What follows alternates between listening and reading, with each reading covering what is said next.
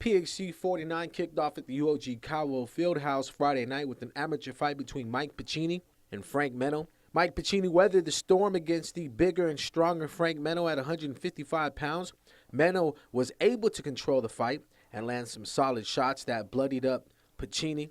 Mike Piccini was able to exchange and land shots of his own to wear down Meno and take the fight into the second round, where he was able to pull off the submission win via guillotine choke. In the first fight of the main card, Mike Sanchez used his ground game to keep McLean Alfred scrambling the entire time during their 125-pound fight. Sanchez, coming off a loss to Alfred's training partner in his PXC debut, looked more determined this time around, pressing the action and going for several submission attempts early in the fight. Mike Sanchez was the taller of the two fighters and used his reach to his advantage, working his ground game and putting his jiu-jitsu brown belt to the test.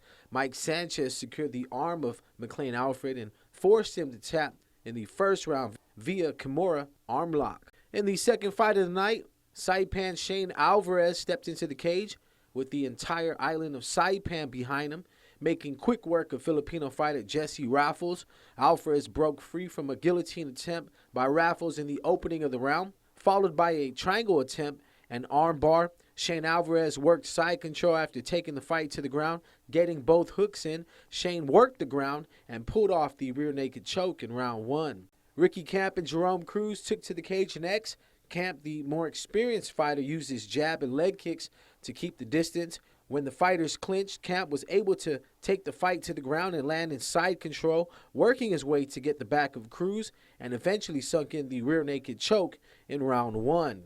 Eric Gatman looked great early in the fight against Japan's Kiyomi Matsushima. Gatman landing some leg kicks and solid punches from his feet. Matsushima worked in the takedown and put Gatman on his back. Eric tried to pull off an armbar attempt while Matsushima lifted him off the ground for the slam. Gatman held on and didn't break away from his grip and paid for it, losing by knockout after getting thrown to the canvas. Frank the Crank Camacho took the first round win over the very tough and experienced Kengo Ura out of Japan. Frank also riding a lot of emotions from the typhoon that hit Saipan, dedicating some of his purse money to the relief efforts. With fight of the night potential, both fighters did exactly what they said they were going to do: bite down on their mouthpieces, tuck their chins down, and swing away while staying in the pocket. Frank clipped Ura with a punch and followed up with a flurry of punches for the referee stoppage win. Tyrone Jones beat out Japanese fighter Takayuki Kobayashi in the very first round of their 155-pound matchup. Jones fought through a couple of early submission attempts by his Japanese opponent, getting out of danger minutes into the fight. Jones was caught in an armbar attempt and slammed his way out of the lock. Kobayashi was the second fighter of the night that paid for his submission attempt, getting knocked out during the slam by Tyrone Jones. Trevin Jones grinded out another technical win against the very dangerous striker Mark Abelardo.